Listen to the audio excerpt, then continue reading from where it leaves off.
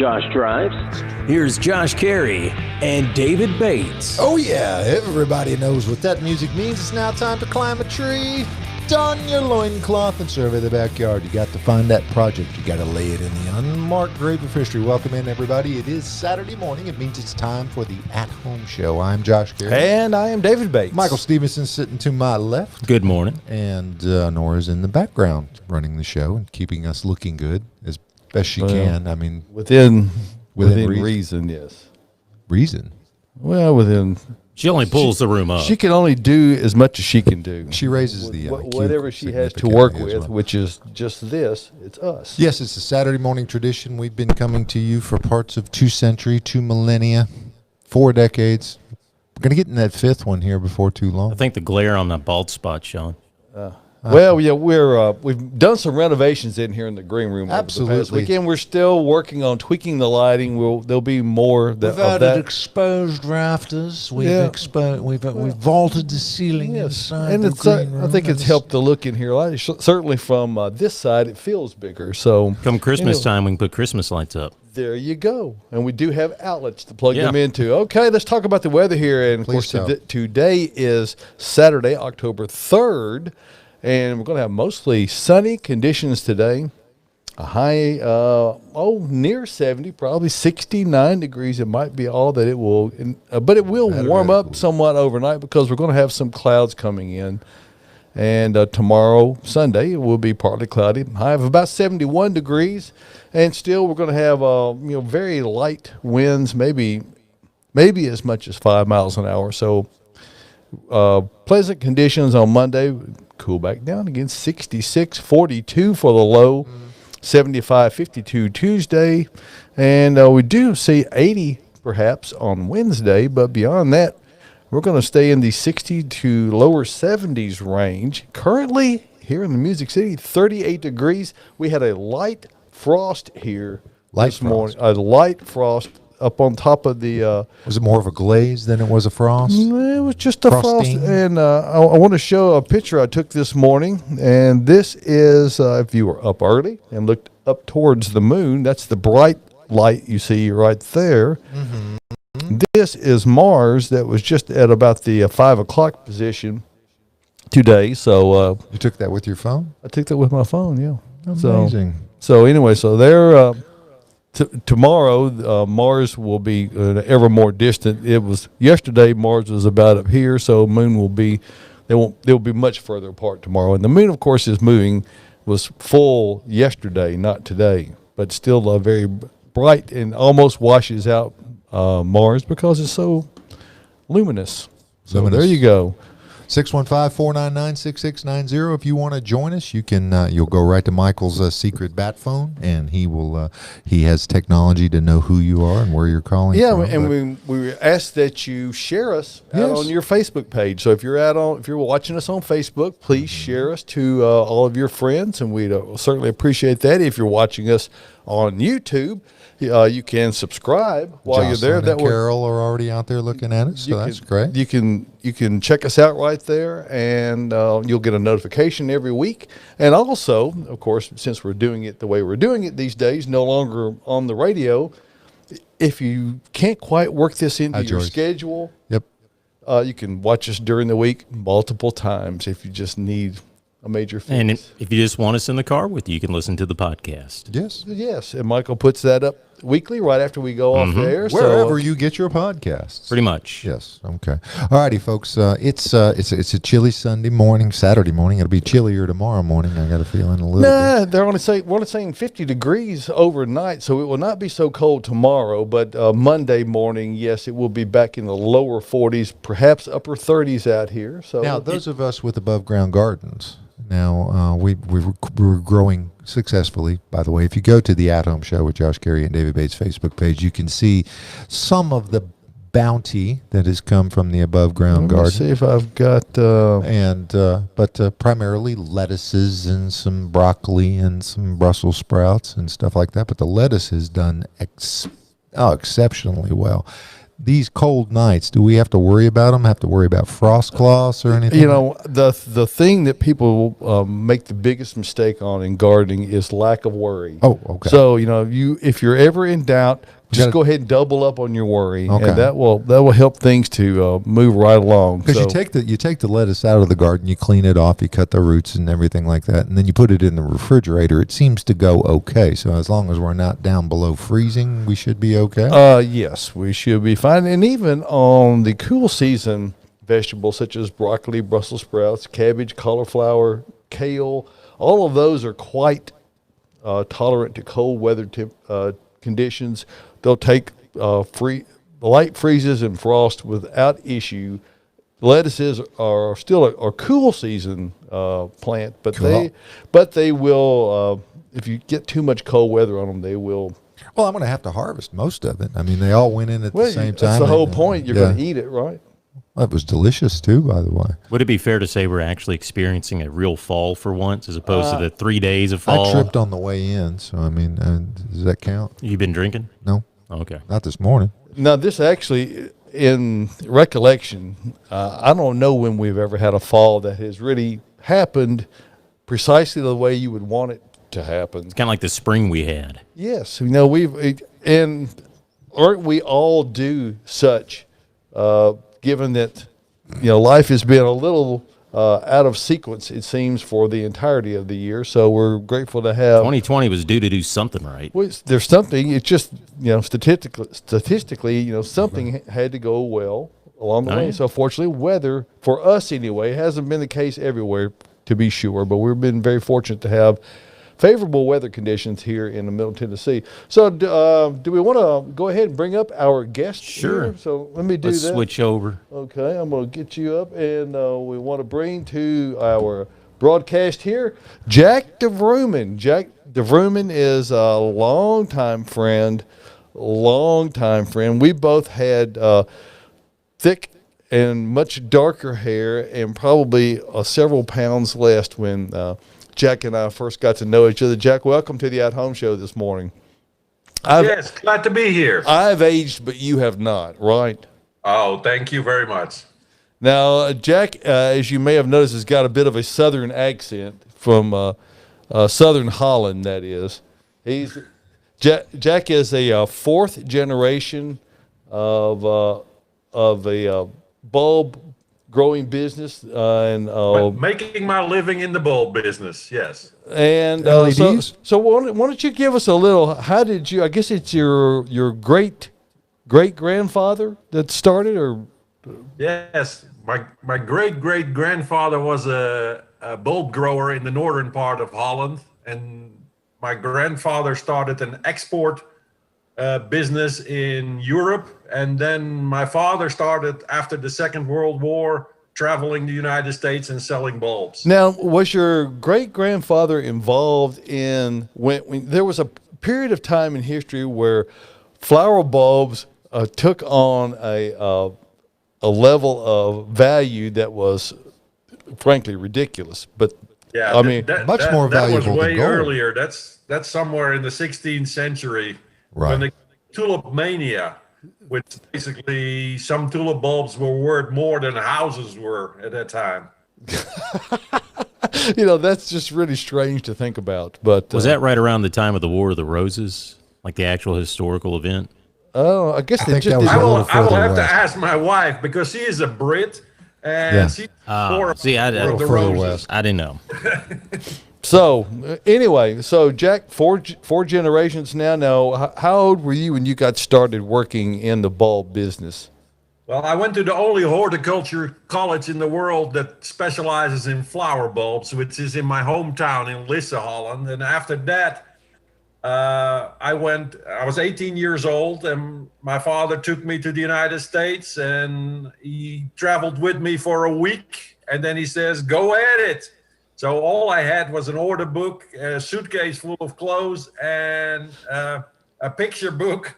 And I visited all the garden centers and nurseries and what have you in the Southeast. I was the son of the boss, so.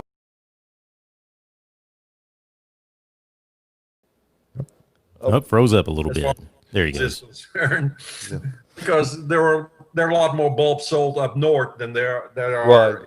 Well, you were developing territory that had never been previously developed. I mean, and he probably paid him less because he was his son. So I mean, that was the way it worked. You ate good, but you probably didn't stay in the best of places either. Now, Jack, back at that point in time, how many different languages could you speak at that point? We spoke Dutch, of course, which is the native language of Holland, English, French, German, and in horticulture school, because Sweden was a big export, I also learned Swedish. So, but I haven't spoken any of it for 45, 50 years. So that's so, sick. So you just barely can do Dutch and English now, right? Well, I'm pretty fluent at those two. Yes. Right. Now, one of my favorite stories, Jack, before we get into talking about actual bulbs, is that you shared many years ago that you had an international driver's license as a young man, and you would be driving across this expansive country we've got, and of course you don't have such expansive roadway systems in Holland. It's just not that big. That's but right. You'd be out driving, and getting to get out and drive fast gave you more than one encounter with the law, and then all of a sudden your fluency in English would go way down. Is that correct? That's right. That's right. Well, this is really the story about some highway in Alabama where I got stopped by a cop, and so I stopped speaking English. And how did they know, Jack, in Alabama? The guy, I opened my window, and he got to the window, and I had an international driver's license which had all these languages in it, and of course I opened it in the Russian part. And he said, driver's license, and I said, well, here it is. I think this is what you need.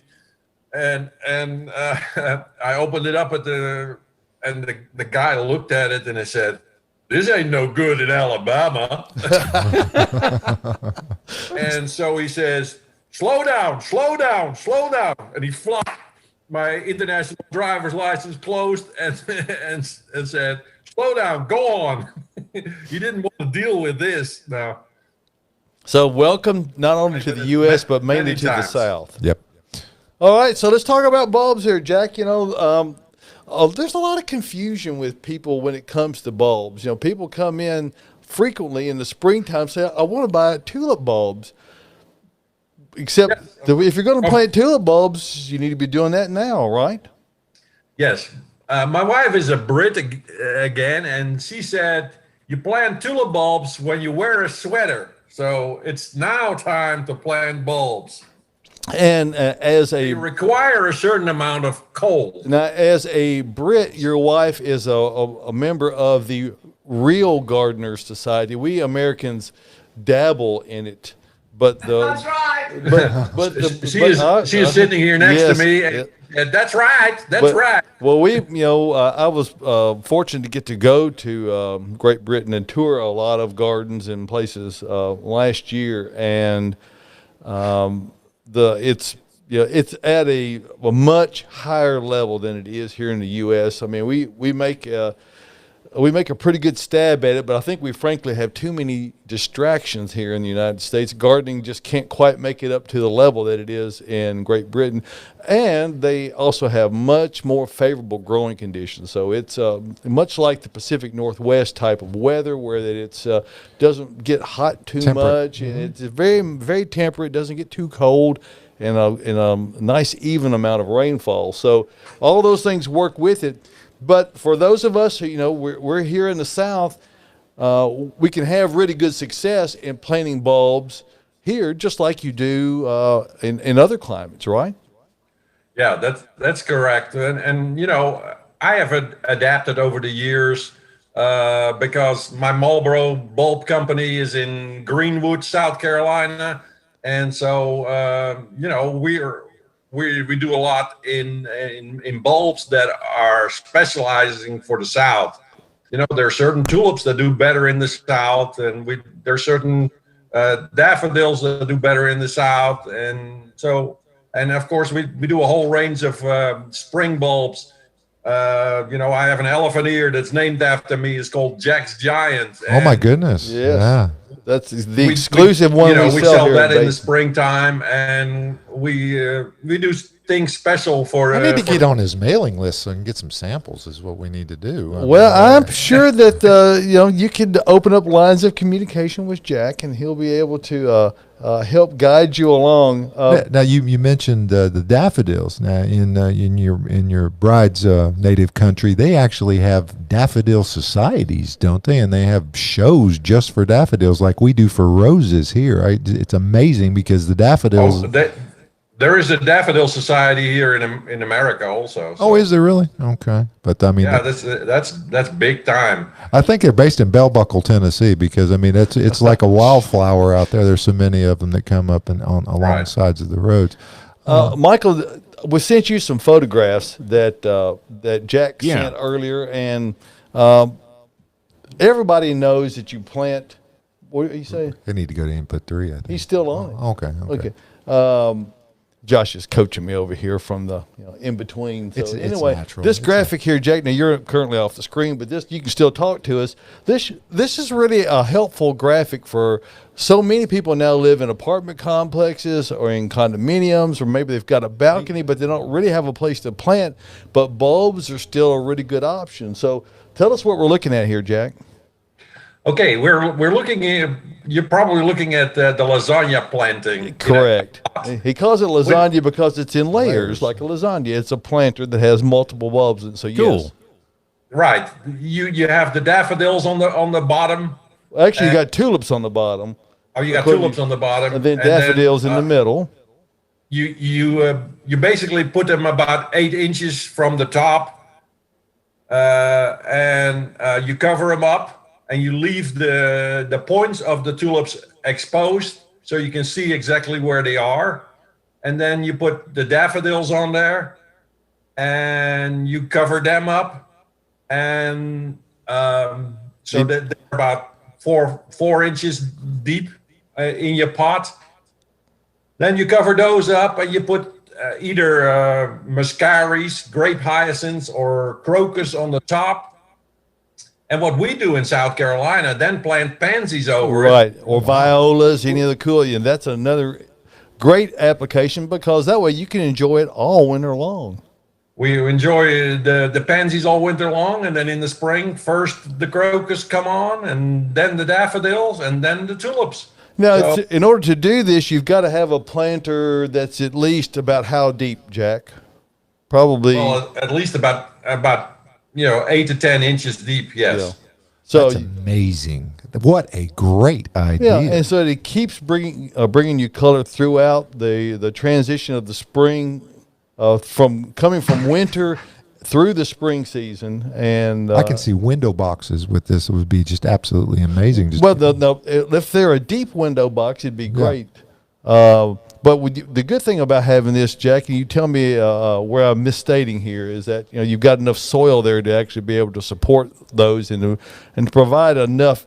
They don't need a lot of insulation, obviously, because the one thing that bulbs are very much is quite winter hardy. So the freeze problem is not much of an issue, correct? No, that's correct. It's no issue. These bulbs are all fall bulbs, which which require some cold in order for them to root. So that's the reason you plant bulbs in the fall, because they need a certain amount of cool weather. It doesn't need to be freezing, but it needs a certain amount of cool weather in order to make roots.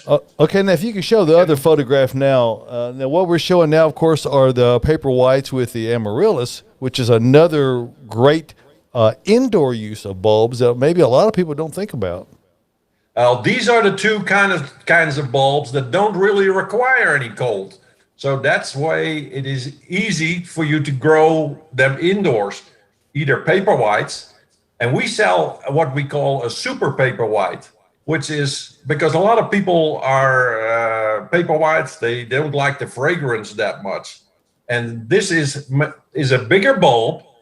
It makes more stems per bulb, and it makes bigger blooms. But the main reason we're selling it is because it has a milder fragrance. Because some people are it's a little overpowering for some regular people. Paperwhites, but some people really don't like it. It's too strong. Oh, okay. Well, so there you go. and that's great for throughout the winter season. Of course, as we roll more into the Christmas holiday time, people tend to associate those kinds of things with the winter time, even though that you could certainly begin to get those bulbs now and get those planted, and it takes them a little bit to come along, but certainly you could have those in flower through much of the winter season when you've got them out there. Michael, could we go back to the first graphic, please? I mean, I've just got a question. I just wanted to try to get something clear in my mind, because again, when we're looking at it in a two-dimensional format where we had the flower pot. You want this one or the other one? The flower pot. The flower pot. Lasagna. All right, hold on. Lasagna. Give me a second. The first one. Yes. The first graphic. But when you were saying that we were going in layers, and then you mentioned early in your talk that you left the tips of the bulbs visible so you could see. Do you have to stagger the bulbs to where they don't grow? You don't want to put them in perfect vertical lines, I would assume. And that's what he's getting at, right, okay. Jack? That's right. That's okay. Right. But when you put the tulips in, just leave the tip of the tulips exposed so you can put the daffodils where you don't have tulips. Right. Okay. And it doesn't really matter for the crocus or the muscari. The others come through it. Correct. So these come up like over time. So the crocuses come up first, then the daffodils, and then tulips. Is that how that works, or is that back? Or is that the other way around? That's how it works. Exactly. Okay. And then if you've planted pansies or violas on the top of them, they're already growing. They just come right up through. Oh, nice. So. That is an ingenious idea. They come right through it, and then in the summertime when it gets hot and the pansies don't look that good anymore, we use the same pots and leave the bulbs in there, and we plant caladiums in it. Right. In May and June and July and August, will give you color in the summertime. And there's enough foliage on the caladiums that comes out that will cover the undesirable looking vegetation that comes after the fact on all those other flower bulbs, because they're not exactly glorious when they're not in bloom. So caladiums do a great job of putting out a lot of foliage and giving a lot of color without really not having, they do flower, obviously, caladiums, but they don't have a showy flower. It's mostly the foliage that is the attraction on caladiums. And they are quite hot weather bulbs. They're not very tolerant of cold weather at all, correct? Yes, you really need to plant outside caladiums in May. So that ideal time to plant, May or June. Right. We plant thousands in our yard because my wife won't let me throw anything away from the bulb company. So we have at the moment probably 2,000-3,000 caladiums leafing out in our yard. Oh wow! Okay, now let's talk about your mass planting method, Jack. That there's a lot of people get really caught up in I want to make sure they're at just the right depth and at just the right spacing. But if you are wanting to cover a rather large area and you don't want to put a lot of labor into it, how in the world can you do that? Well, we have an acre around the house, which has 7 different gardens in it. And for example, we have an alcoholic where all the plants have alcoholic names. And we have a... Do you have an ouzo plant by chance? Is it a literal beer garden? No, we don't have a beer garden. Although there's a tulip called Heineken, so that could be in the... Okay, there you go. But for us, it goes in the alcoholic garden. Anyway, Very good. We have several, Patricia is a Brit, and we have a white garden, and we have a rock garden and a shade garden with hostas and what have you. Now, do you guys do any business with the plantations around Charleston? Because yes, you were talking about Middleton. Yes. Last week. Yes, I absolutely was. It was bulbs for Middleton. We supplied the bulbs for Middleton Place. Oh my goodness! It's so spectacular there that we again coming in the fall of the year we really did miss it in its full glory, but it was still just absolutely beautiful. So, by the way, before I forget, your company is named Marlboro Bulb Company. Now, that's not because you have a particular affection with any brand of cigarette. That's the name of the county that your business was started in, correct? Was original from Marlboro County, South Carolina. Okay. Well, it went to Wilmington, North Carolina, and then in '99 we bought the rights to it, and so that's how the name stuck at that point, correct? Fantastic. Yeah, so anyway, I never smoked in my life, so no, it has nothing to do with the cigarette. Well, so they come in soft packs and in boxes, I would assume. Well, yes, that's absolutely. True. Yeah, you can probably buy them. More of the soft pack is more like of a mesh bag. But you really don't want to roll it up in your sleeves of your T-shirt, though. Well, only the crocus, because they're small, or the squills, maybe something that's really small that you could get in there. Jack, have you ever heard of a Skipper Key dog? I imagine you saw them quite a bit as a boy. The little captains, the Skipper Key dogs from Holland and Dutchland. In the first place, you're not pronouncing it right. No, I'm not. You need to. You got a hockaloogie, I guess, while you're doing it. That's how you pronounce those kind of things. Anyway, no, I never heard of the dog. But to come back to your question about mass planting, because that's where like a politician, I run around the answer. We whatever we have left over, my wife won't let me throw away from the bulb company. So what we do is we have certain beds that we plant things in. Okay. For example, beds that the caladiums grow in the fall. So these are the more formal type of bed areas where you kind of have a plan that you go with and you stay within guidelines. Correct. Right. Mm-hmm. Right. Now, we have crates which carry 500 tulips or 300 daffodils that we have left. So what we do is I pick up a crate, I rake the flower bed, throw the bulbs on there, whether they're on their side or on, or whatever side they're up on or down. I throw them on there. I take a rake so they're not on top of each other, but kind of separate them just a little bit. Yes, and then I cover up with 2 to 3 inches here in South Carolina of dirt. I have a truckload of topsoil, like sifted topsoil delivered out that'll rake easily over it. Wow! Right, so I plant thousands of bulbs in an hour, and so but. For home gardeners can do the same thing. What they do is buy at least 50 bulbs, because that will make a decent show. Right. And then buy some topsoil or whatever. And we prefer earth mix around here. So, right. Yeah. So, we are in South Carolina, have this red clay, and so any organic matter helps the soil tremendously. Well, now, and because that they're not placed where that they're exactly all evenly spaced and at a spaced like manually, where the bulbs may be laying over on the side, that affects their flowering time just a bit, correct? Yes, and so you actually extend the flowering time, because the ones that have their point up will bloom a week to 2 weeks earlier than the ones that are laying on their side. They're upside down, of course, they bloom on the other side of the world. In order to extend the blooming time. So, yeah, that's another way to do that. So, well, see, there you go. So there's another little point. So if you want to plant in mass, you almost guarantee yourself of extending the flower time simply because you're putting out a lot of bulbs quickly.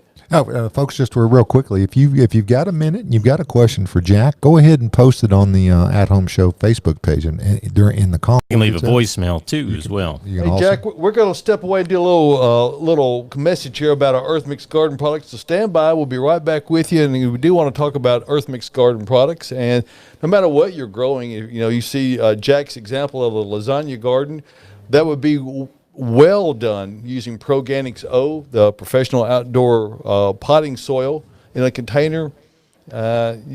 Anything that you're using to plant Earth Mix garden products, we have soils that will address the needs of the plants. And of course, they're done so 100% organically, sustainably produced, and it's done so right here in Nashville, Tennessee.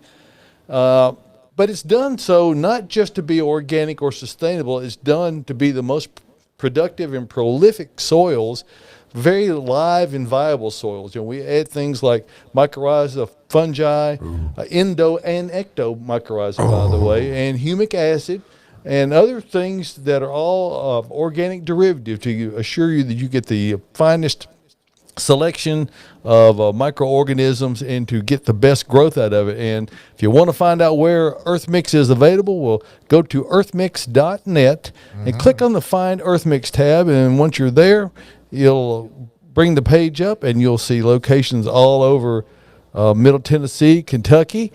And you just hover over any one of those, like Valley Growers 2 over there, and over in Memphis, Palladio Garden and Horticulture Center. So check it out on earthmix.net. Remember this, success in gardening begins at the ground level when you use Earth Mix garden products. So thank you for that moment. And we're going to go back over here to Jack now. And there you go. He's back. Now, Jack, I've always been curious. Once the flower cycle goes through, how long should we be leaving the foliage up? Because David's talked through the years about you need to store the energy to take it back down into the bulbs. I mean, is there a rule of thumb, or just when you get tired of it?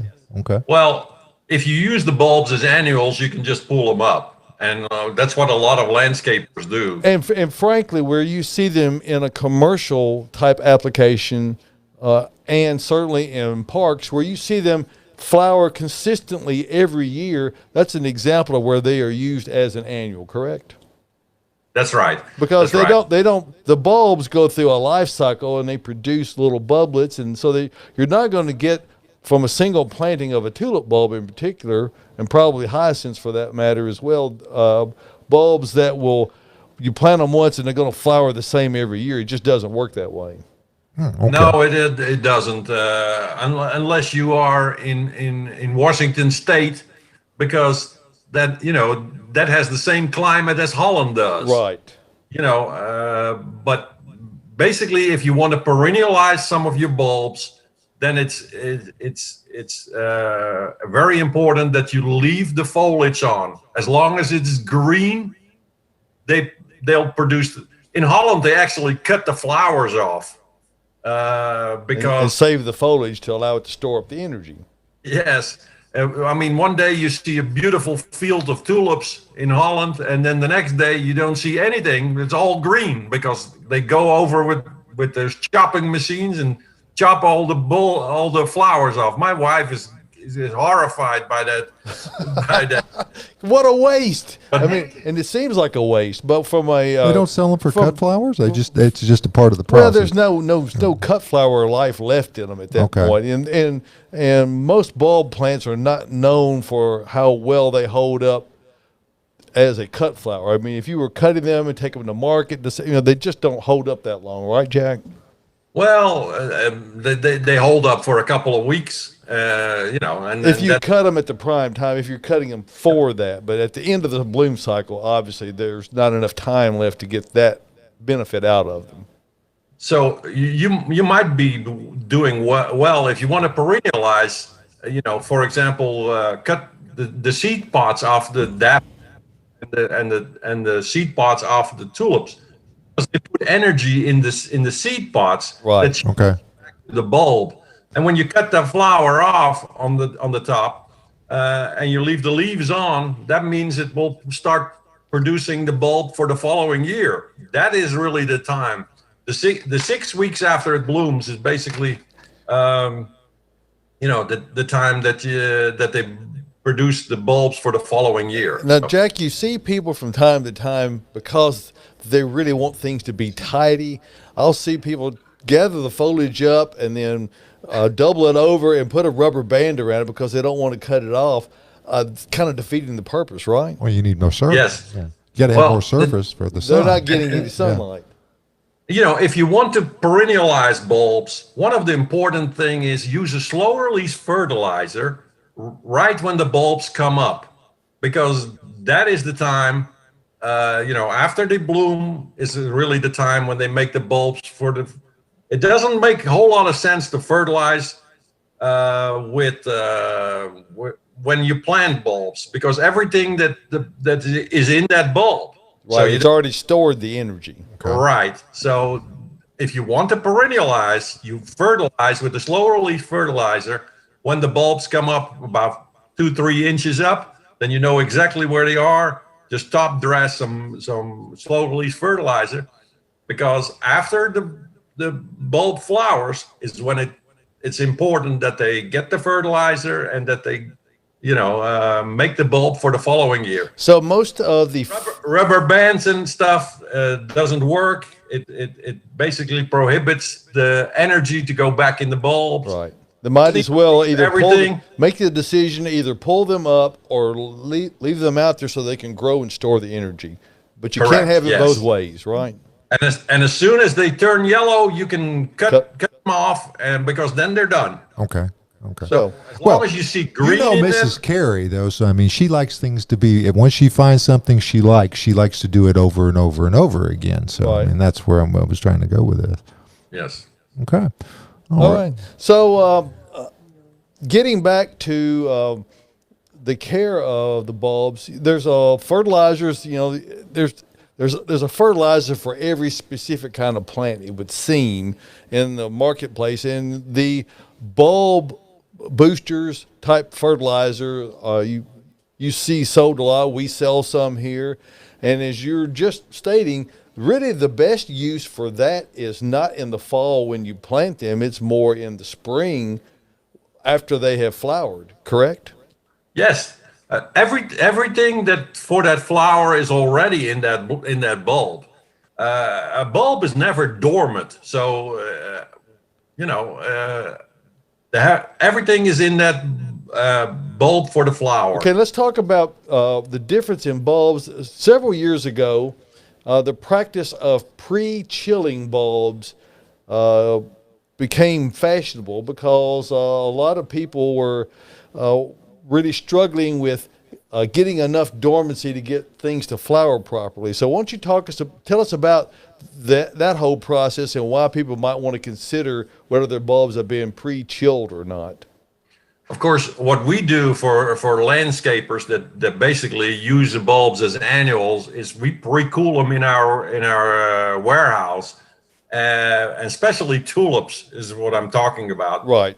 Tulips don't really require a whole lot of cold weather, and so the tulips really need about 10 to 12 weeks of cool weather in order to bloom properly. Right. They don't quite get the 10 to 12 weeks of cold weather, and sometimes here in the South, and of course I live in South Carolina, then the tulips will be shorter than it says on the package. You remember that the packages are made in Holland, so when it says 24 inches for a Darwin hybrid, in South Carolina you don't get a 24-inch Darwin hybrid. So how tall would they traditionally get a Darwin hybrid comparatively? Maybe a foot, maybe not even that. No, yeah.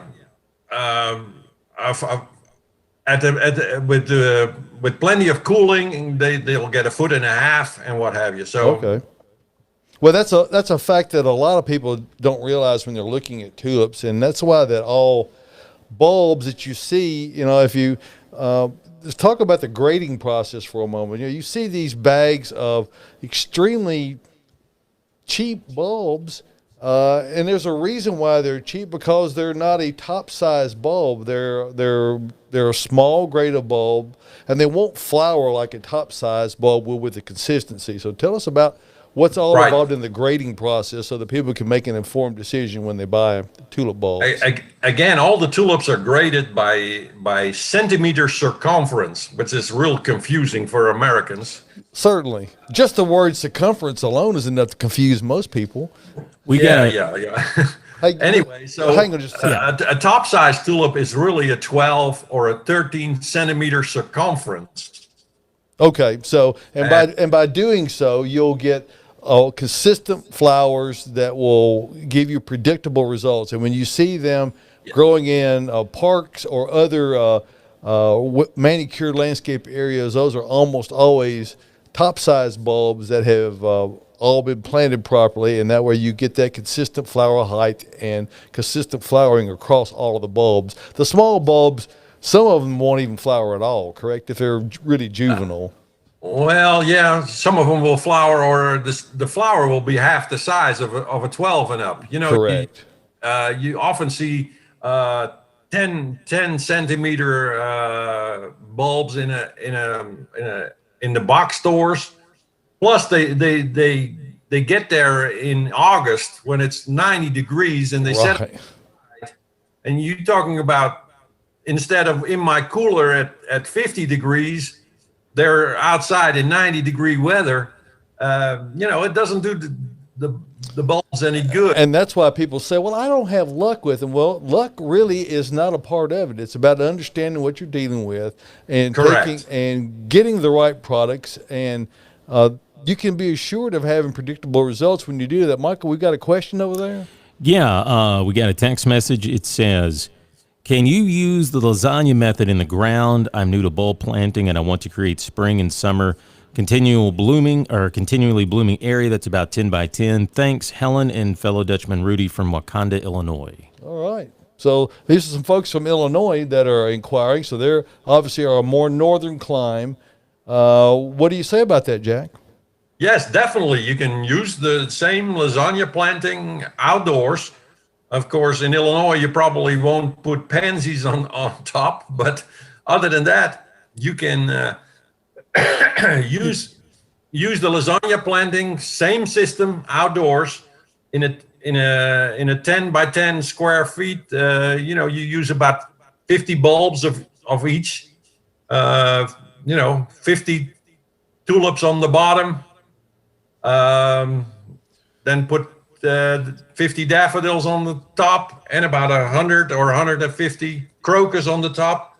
That will make you a nice display. Yeah, it'll make a great display. There's a little bit of work involved because there's a bunch of work in this one. There's some digging that's going to have to happen. So now you could either excavate it out, or if you had multiple bulb planters that were going to be deep enough, you could probably go through. But I think I'm going to dig this 10 by 10 square. I don't see how you can do it without excavating it and actually, doing it like that's how you can't do a lasagna by placing the noodles through the sauce, and you kind of have to layer it out there. Guys, keep talking about lasagna. I think I need to make that. Okay, well, why don't you bring it in next Saturday morning, and we'll have that. Be all gone. Oh, but it sounds fantastic. Yeah, that'd be a neat project. But boy, that is a bunch of digging. If you had a small backhoe, it might be an easy way to go about doing it. Yeah, but basically the point that I want to make is bulb. It's now the time to plant bulbs. That's the first thing. And the second thing is that bulb planting is fairly easy. Just get your soil right and do your thing. Yeah. Another good method for people who maybe don't want to dig out a large area is use one of these earth auger bits on a cordless drill, which does a nice job of being able to drill down to the necessary depth, and then you can get the bulb down there and get it positioned, and that way you don't have to excavate everything. So that's another way to do it. However, you got to be careful if you're doing a lasagna method like that to know where those spots are and drill successively. Do your deep ones first, and then work up the level. That would be the way to go about it. Yes. Yeah. Okay. All right. Get a long one with multiple pieces of duct tape or something around it to show your depth on it. Maybe you've got one of those big guides that'll Just get hit the guy from the cable company to come over. He's got every drill bit on. Well, the plant. and if you're digging that many holes, you might want to get the one call to come out and make sure that you're not drilling through some wire or some other utility that's buried in the ground. Well, Jack, we've about covered this topic here. What else do we need to keep folks mindful of as they're getting into the bulb planting season? And of course, we are in the midst of it right now. Yes. Well, also consider your indoor bulb planting with amaryllis and with paperwhites for having flowers in the middle of the winter. Then from now on till Christmas time, get your bulbs in, your tulips, daffodils, and what have you. And then in the springtime, plant the things like gladiolas, dahlias, lilies, Dutch lilies, and caladiums, and of course, don't forget the elephant ears and what have you. So, well, and there's the great thing about planting bulbs is that they add interest to the garden year round. It's just a question of you got to think a couple of seasons ahead for everything that you're going to do, at least one season ahead. If you're going to plant gladiolas, for instance, you're not going to have those unless you plant those in the spring and then they flower in the summer. Does the same rules still apply? My dad used to always tell people if you're going to plant gladiolas in the spring for summer flowering, that you should plant some about every 2 weeks in order to extend the flower time. Is that still considered to be true? Yeah, basically commercial flower growers plant every 2 to 3 weeks gladiolas, so they have a constant supply of flowers. So there's nothing says summer like beautiful cut stems of gladiolas. They are absolutely fabulous. Well, Jack, we want to thank you for coming on this morning. It's great to catch up for a bit, my friend. And so I know you are a diehard Carolina Panthers fan. So, how you feeling about football season shaping up this year? Well, I really watch a lot more soccer than I do or as they call it in Europe, football. Because I don't consider football. Right. Football is what we call soccer here, but American football. I know you, but I know you're a Carolina Panthers. So we talked about, doing some football games together. We never have gotten around to it, I might add, but we have talked about it. Yeah. Yes. This is not going to be the year to do that. I enjoyed being there for you today. It's been about 40 years ago since I did your last interview on the radio with you. Yeah, I don't. Yeah, time does get away. We promised to get you on quicker than 40 years in the next interval, Jack. Looks like it's Marlboro Bulb that will be good. That'll be good. Well, it would be a great time in the springtime when we can talk about the summer flowering bulbs. And I promise you, we will do that. And you can go out, and if you want to see Jack's website, it is marlborobulb.com, correct? Right. All right, Jack, thanks much, buddy. You have a great one, and happy, Halloween's the next holiday coming up. I know that's probably a big holiday in Holland, right? I don't know whether when I was little, they didn't celebrate it, but I don't know what they do now. Do they give out Dutch bulbs when they trick or treat out on the dark chocolate? It'd have to be dark chocolate. Jack, take care, buddy. Great to see you today. Bye-bye. All righty. Yeah. Thanks a lot. Bye-bye. Thank you. Yeah, marlborobulb.com. And, man, I'm telling you, they've got a bunch of stuff out there. Anemones and begonias. I mean, there are more types of bulbs than you have any idea about. And I don't know, we started off the show with there was one fly. And I was about to say, there's like 6 of them. I don't know where they've all come from. So, I don't know whether they're visible that we are distracted by the flies. It's that or something else we'd be distracted by, for sure. It's I want to talk more about this idea that you've been on the air for 40 years. Yeah, well, now it might have been because back in the day, I was from time to time. My very first exposure to being on the radio was on Les Jameson's show on Les. Tell him Les sent you. And Les Jameson was a wonderful host, a Brit himself, Yes, and a wonderful, engaging guy. He amazed me how that as soon as the on-air life would go off, he would immediately start cursing. Oh yeah, he was legendary for his His color vernacular commentary. his vernacular was incredible. He had quite the stream of consciousness, as it were, with respect to that. So I think Josh He is was a wanting me to great guy. change the input, but I don't Well, have do you the need ability. to talk about Bates real quick before? yes, we do, and thank you, Josh, for that reminder. Yes, You keep we me will around for some reason. Yes. Of course, this is Bates Nursery and Garden Center. We want to invite you to come out and see us today, where we've got everything. Everything. I can't tell you what we don't have. Let me tell you about what Jack talked about, that lasagna planting. We actually have planters in the greenhouse area that have tulips planted down under in the bottom of the planter with pansies already on top, already done up for you. So you can take those out and either put them right on your patio and enjoy them all winter long, or because they're in a mache pot, you can actually plant that directly into the ground. So there's an idea. You can, if you don't want to get into doing all that planting yourself, we've taken care of that for you.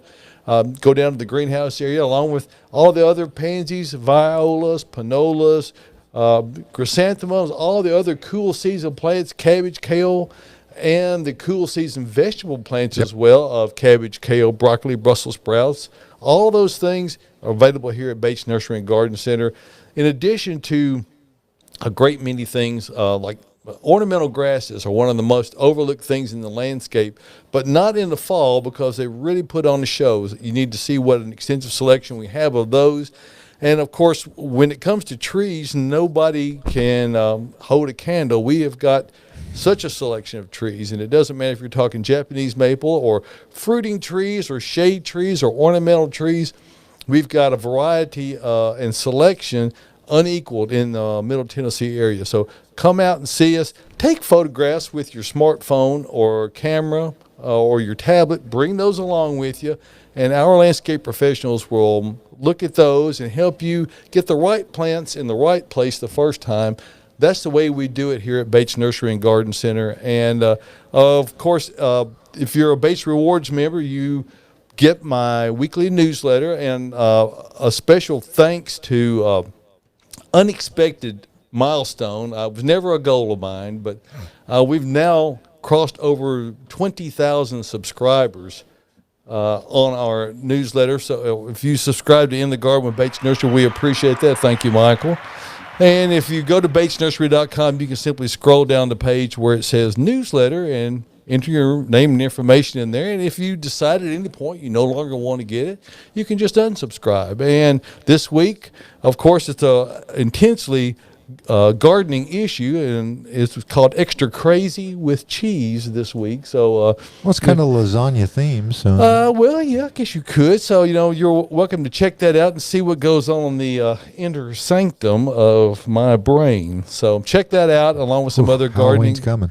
Yes, it is. So, check that out over at batesnursery.com. We are conveniently located 1 mile north of Briley Parkway at exit 19 on Whites Creek Pike. That's just minutes from Rivergate, Opry Mills, Nashville West, and I'll tell you, it is worth the drive from anywhere. So we invite you to come out and see us. We're open from 9 until 4 o'clock, Monday through Saturday, and noon until 4 on Sundays. Bates Nursery and Garden Center, beautifying Nashville since 1932. Yes, ladies and gentlemen, it is a great place to come out and see. I mean, So you ready to go on your computer there, Josh? sure, we can go there if you want to. Is that what you were tapping me on the leg for? I was just being friendly. Oh, okay. Okay, but ladies and gentlemen, you've heard about the saga of the redoing of the deck Right. at the proving grounds. Now, Really heard good things about this product. well, this product this is the one that the project manager chose that we were going to be using. Now, this is the finished product. This is the Bear Advanced Deck Over. Now, Now, this was is there a smooth. primer or something you used before that? There are or? two additional steps. There's a stripping process, and I have those images in a different file, but we'll get those in there. And just stop you for just a moment. Okay. Anytime that you are either staining or painting any surface, the ultimate success in longevity and how well it's going to hold up and look it's all into preparation. For all intents and purposes, I mean, you're absolutely correct. if you prepare poorly, you can expect to get similar results as far as how good it looks in the long term. Now, and decks are the most challenging area of all because they're outside and they're facing right up against the sun. You can't really and you walk on them, and they are traffic areas, so they're not like a wall. But this particular product, there are a couple of different varieties out there. This is the one that we chose, and folks, that can it's like painting with cake batter. It is that thick. I mean, it has a lot of paint in there. There's a lot of solids, is the way that they used to say that. But at the end of the day, you really had that picture blown up. I had that picture blown up. But when we started with this, and this is the one that we started with. Now, again, the variegated look on a deck is not for everybody. But you did that because you had boards that needed to be replaced. We had boards that needed to be replaced. Now, how did you determine which ones you were going to replace? I mean, they're all the went same through there age. And said that one, that one, that one, that one, and that one. Okay, that's an acceptable method. Okay, so this is prior to either the cleaning. This is after the new boards had been installed. You can tell that the purple ones are the reddish kind of a color versus the new green treated. Right. That was the process there. Now we also then you look at the rail system, because if you have a deck, you probably have a rail around it. Now this one is where the deck over really does a really great job. You notice the seasoning cracks that are showing up there. Yeah. That product fills very, very well. Now we're in the process of getting the balusters back onto the deck, so I'll bring in some finished pictures next week. But for all intents and purposes, those cracks are gone. And that's just by using the stain or the pigment itself, or no. We again, you have to strip the old old stuff off. Then you have to clean what you stripped off, and then you go in through a prepping process. Now, what Diana's doing here is that she goes in there and you kind of fill the cracks, as it were, as you're going along with it, and then and you're actually, to be clear, you're actually filling that with the paint. With the paint. It's that thick. It's able to go in there and get you that much volume. And edging and stuff like that. And then 2 coats, and you see that's part of the prep process too. This is not an easy thing to do. And you don't want it to be raining. You don't want it to be too hot. It dries very quickly. It is a water-soluble paint. So. And how long do you need for it to stay dry after it's applied? How long does it need? I know it depends on. Literally, we gave it a couple of hours. Now, you're not going to put a lot of heavy traffic. Does that include the foot traffic? You can walk so far. Okay, all right. So far, it was what we've seen, because the humidity. Last weekend was an absolutely perfect weekend for it. So I mean, you get low humidity. And it looks similar this week, right? And so as things go along, you can see that she chose 2 colors there, and we complicated the matter by using a different color on the rail and the perimeter of the board. You wouldn't have it any other way, would you? No, we couldn't have it any other way. But unabashed plug, they're not endorsed. We don't get paid by the Bear people to do this. And actually, the reason I bring this up is that I had told Mrs. Bates earlier in the year that I had not found a paint product that I would view as acceptable. Now, folks, when you go to get this stuff, take some money. Yeah. Okay. Well, my buddy Al Fick, who's really a master painter, and and he's the guy I've observed the meticulous amount of time he spends on preparation. That's the exact same product that he recommends. Yeah, and but it will cost you some bucks. But what does it cost you if you don't use it? Is a lot of times, it'll cost you having to redo it. Oh, and if you're going to go to the trouble to use that high dollar stuff, you want to go to the trouble to do the proper amount of preparation. No, and I absolutely. I'm not griping so much about the prices but when you start with it, you need to get it complete to finish. It's going to be a couple of $3 a square foot at the end of the day.